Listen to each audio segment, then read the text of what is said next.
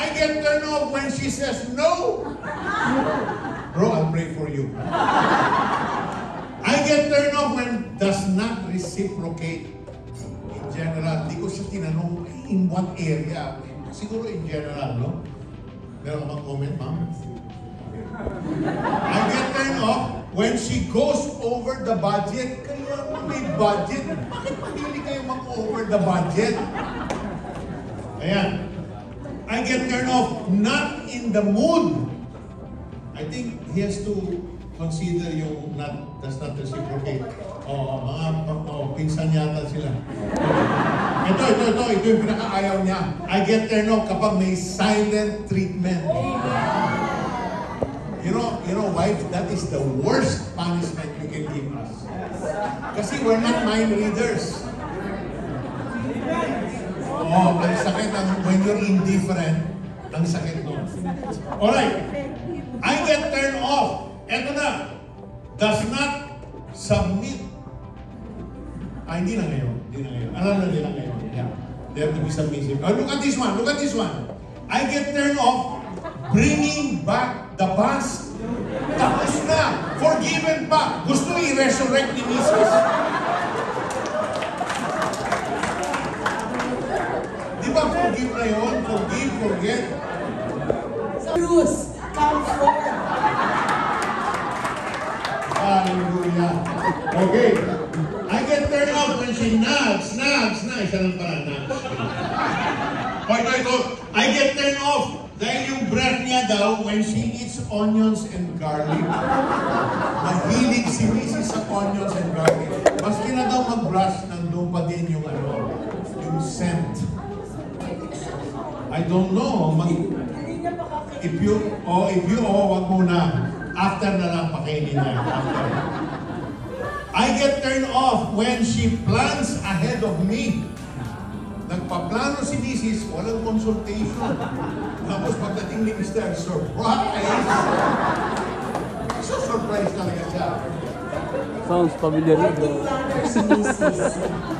I get turned off when she gives me the angry look.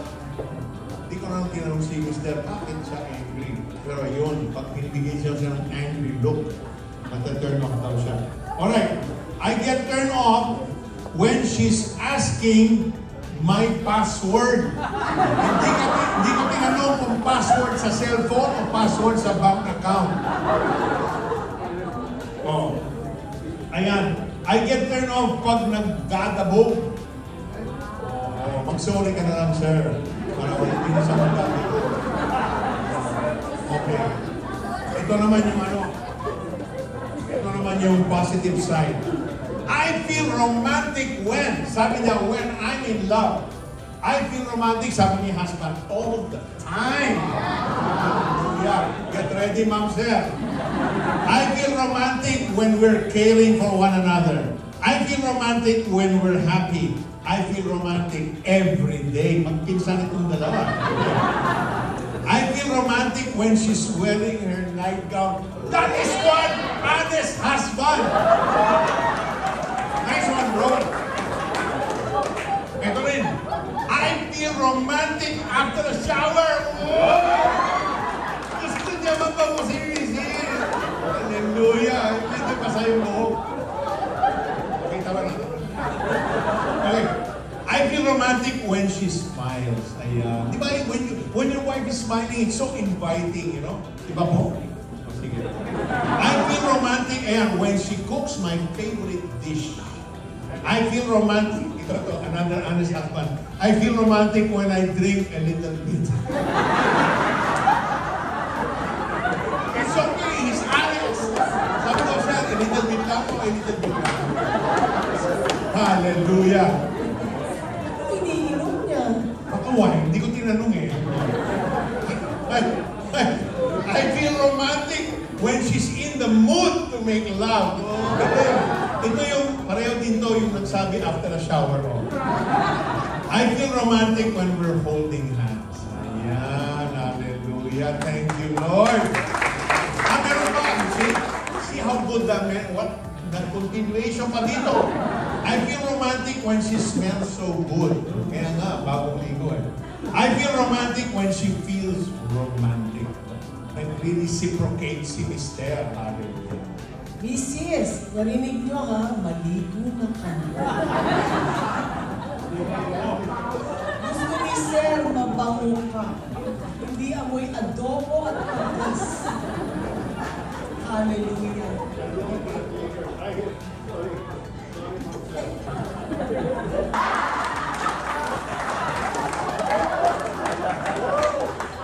Tao lang po.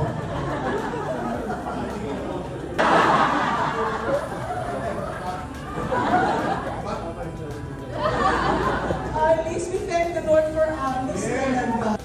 Ladies, can you read this, please? Something in a man longs for his wife to look up to him as he fulfills his role. Do you look up to your man? The women first on the lifeboats, they were willing to die for their wives. Valued and loved for a lifetime. We need that security. Ganun po kami di ba? That's part. Babae ang pinakasalan mo, sir. Hindi lalaki. Okay? Hallelujah. Okay, yan.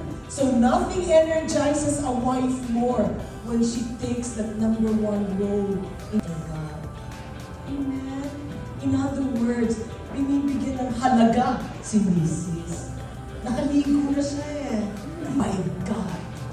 Ganyan ang English, the Greek English lexicon by Joseph Thayer says, to admire your man. And to praise means approve, approve, approve. Para kang nag-apply ng Schengen visa, nabigyan ka ng Schengen visa approval mo. I love you, my beautiful husband. Increase my allowance.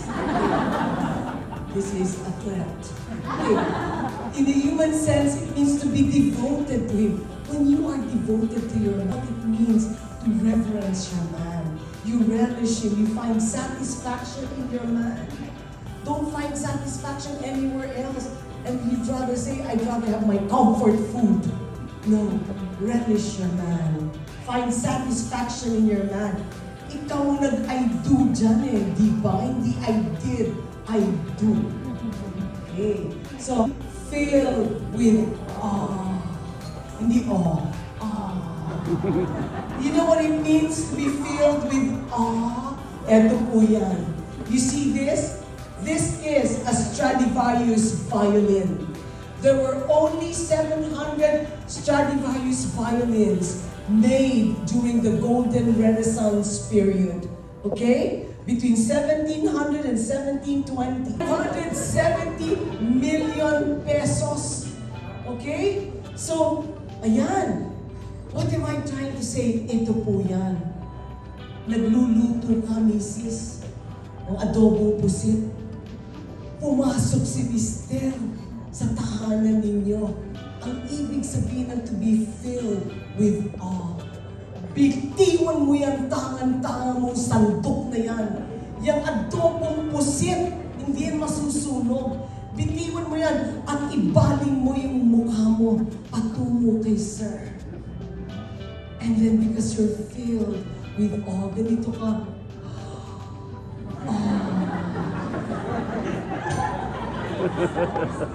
Practice, practice. On the count of 3, you will look at each other and be filled with Okay? Alam ko, obedient lahat ang mga taga dito.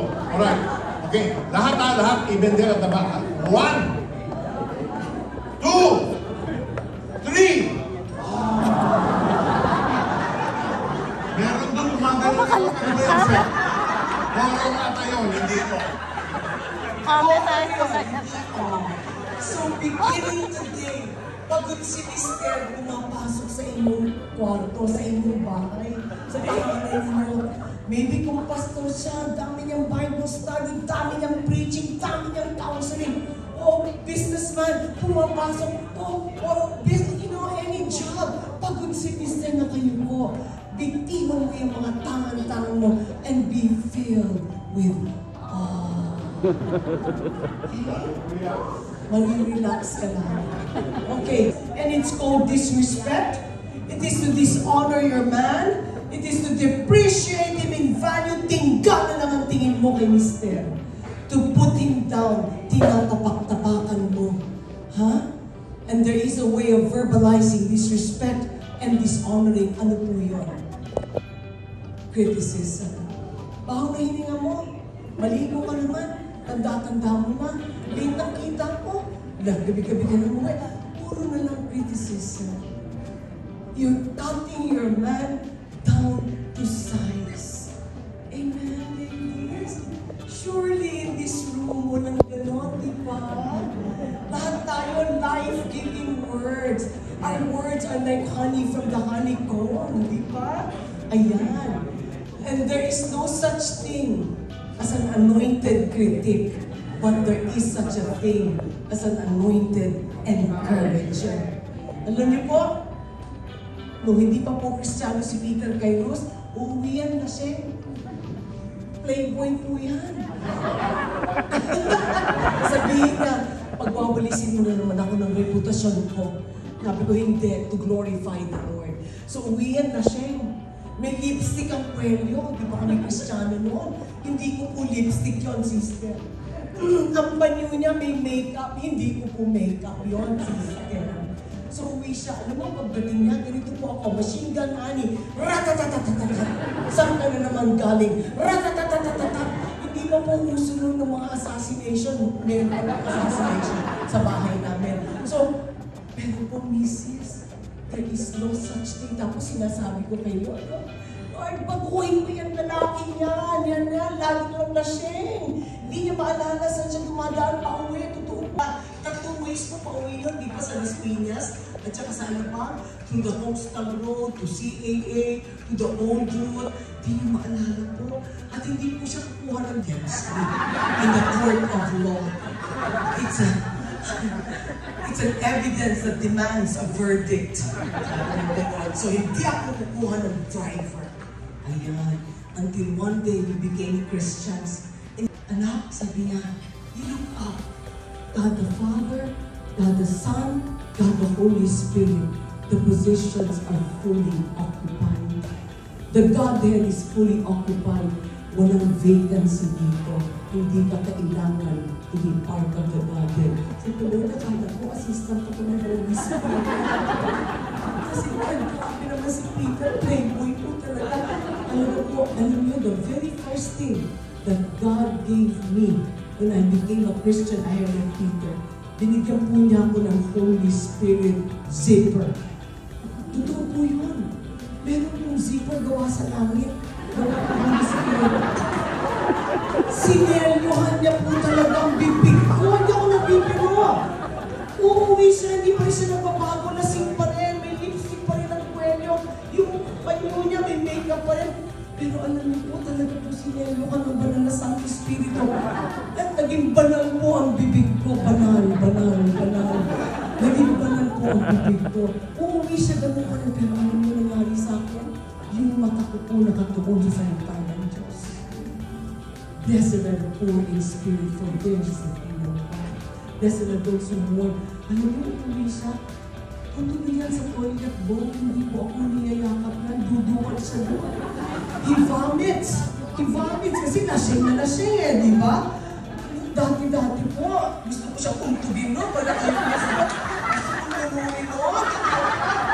Kinonfess ko na po yun sa Panginoon. Di ba, pag nagduduwal, nakaluhod ko sa toilet bowl, gusto ko talaga i-dunon Total na siya, di ba? So anyway, I've repented of my ways. Kaya alam ko po, dinadaanan niya sis. Isa tayo mamaya. Honoring ito po, naging. Kung paulit, sister. Grabe, tulig na tenga ni sir. Alam niyo po ba, ang definition ng naging? It's constantly harassing. Alam mo, hindi ka kailangan magmantya sa kanya para mangharas Sa bahay pa lang, hinakaras ko na si Mister. Okay? Ayan, accompanied by shouting. Hindi mo na kailangan ng Palestinian Hamas from the river to the sea.